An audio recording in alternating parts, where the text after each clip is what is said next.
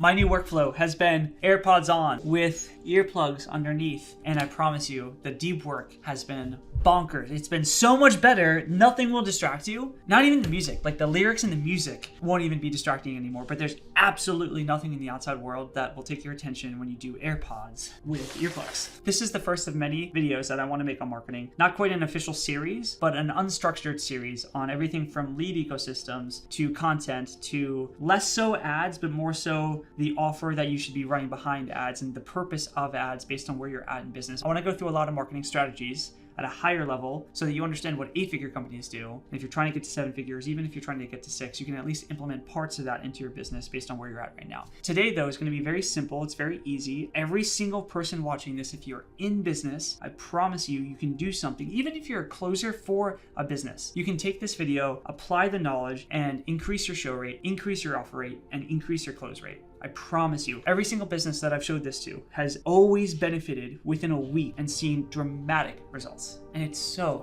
simple. And I just call it the Marketing Barometer. Simply thought, on a scale of 0 to 100, 100 being on the far right, 0 being on the far left, the way to look at your marketing is how much of your marketing fills up this barometer versus how much of sales fills up. Going back to someone sees an ad piece of content from your company, they from there book a call, closer gets on, gives a pitch, and then they buy. What happened somewhere was that your marketing team and your closer somewhere created enough trust to fill your barometer to the point where the risk was worth the possible reward. And that's based on the price point. The more expensive your product is, the more filled the barometer has to be from a scale of 0 to 100. If you're selling something for $100,000, people have to have way more conviction that you can get them to where you're saying you can, versus if you're selling something for $100. The barometer has to be filled with more belief if you're selling something for more money. Now here's the kicker. Let me show you what I do now and what the best companies I've worked with do in terms of how they fill this bar versus what I started doing. If you don't know, a couple years ago, I had an agency that got north of $100,000 a month, which to me is no bragging point. I also don't think that in today's industry, anything around $100,000 a month is worth bragging about. It's such child's play at this point. But all I did to get there, and I did have a business partner at the time, is we ran very simple ads, not even video ads. They were very simple text ads that got people to book a call with us. And then all we had was calendar notifications to make sure people showed up to the call. Our show rate was horrendous, but what we did well was close. We closed really well, and I could train closers well. Actually, funny note, one of my first closers at that company is now my current CRO, and we've worked together for years. And Justin, if you ever watch this, I love you. This barometer, if you look at it, was very little marketing. Most of it, all of it, was really done by sales reps, including myself. And what would happen is we would get the prospect to believe in the program enough for it to be worth the cost, taking a risk, and investing money. This is, call it 5% marketing and 75%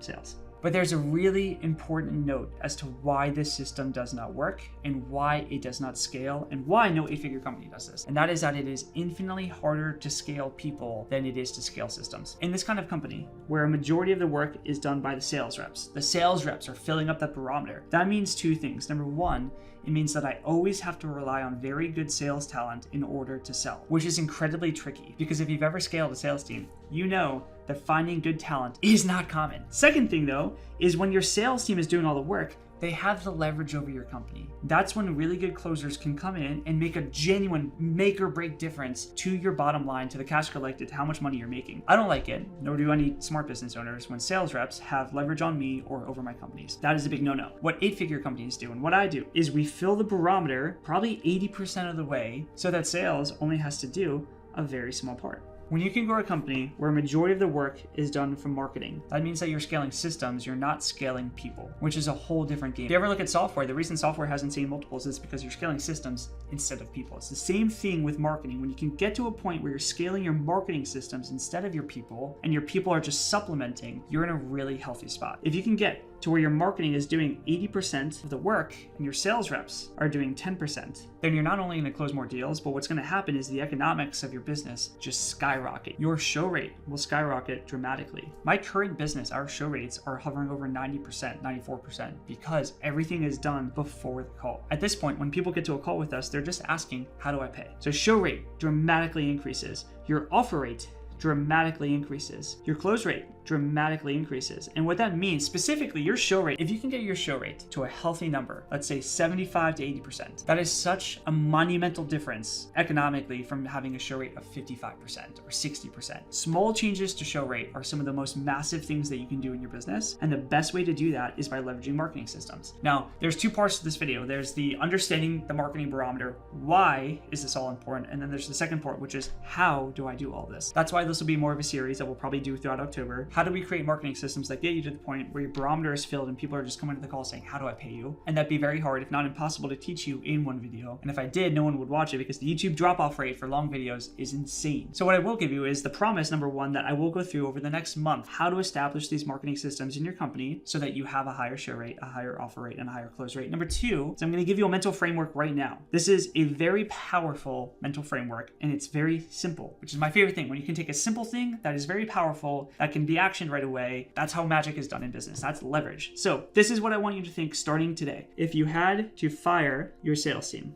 and you could intake calls, how would you sell your product? How would you sell your product? Whether it's an agency, a high-ticket SaaS, info, how would you sell whatever you're selling via checkout only? How would you get to the point where people could go to a lander and spend thousands of dollars with you with just putting their credit card into a landing page? How would you build the trust, the belief, the understanding, the conviction in your product, in your solution? How would you put that into their minds if you didn't have the ability to use a sales rep? I'm guessing number one is you'd probably use a VSL. A video sales letter. If you don't know how to write a high converting VSL, or even if you do, I am going to be coming out with a training in the next 14 days on VSLs, how to write banger VSLs. I think I've gotten pretty good at them. I've definitely worked with some of the best in the world at them. I actually have a marketing agency who specifically focuses on writing VSLs for companies. If you want to find out more about that, you can DM me. I'm not even going to tell you the name because I really don't want this to be a plug. I guess I kind of just plugged it anyway. But I'm going to come out with a video training on how to write VSLs. I also have a YouTube video of me critiquing a VSL of one of my clients. And so I have a client named Gus who does $250,000 a year, and his VSL had very common weak points that we went through, and I think there's a lot of value that can be taken from that. You know, it's funny, I have a Laura Piana shopping video that blows up on YouTube, but when I tell business owners how to make more money with VSLs, those videos just don't do well. So if you want to watch that video, we'll put it in the description, we'll put it somewhere on the screen. And lastly, I've never talked about this on YouTube before, but I will start talking about it more frequently. I have a Slack space, it's my own personal Slack journal, where I talk about what I'm building every single day in business, and I do a specific training on business every single day. Yesterday, we actually did product marketing, how to market your product to people who have already bought it so you get higher success rates, so that you get better client retention, better lifetime value. Very boring videos where I'm just sitting in front of my computer, non-edited like this, on an iPad, just drawing maps for you to go through. If you want to learn more about that, you can go watch our VSL, ironically, on it at dailybread.co. Ollie, if you can put that on the screen, dailybread.co, dailybread.co. Someone took the com and I don't know how to buy it. If you own dailybread.com, I'll buy it from you happily. But if you go to dailybread.co, it's less than $1 a day, and your first 2 weeks are on me so that you can get more training like this if you find it useful. If you don't, totally cool. I would question why you're still watching, but I would understand. Until next time, guys, until tomorrow, happy hunting.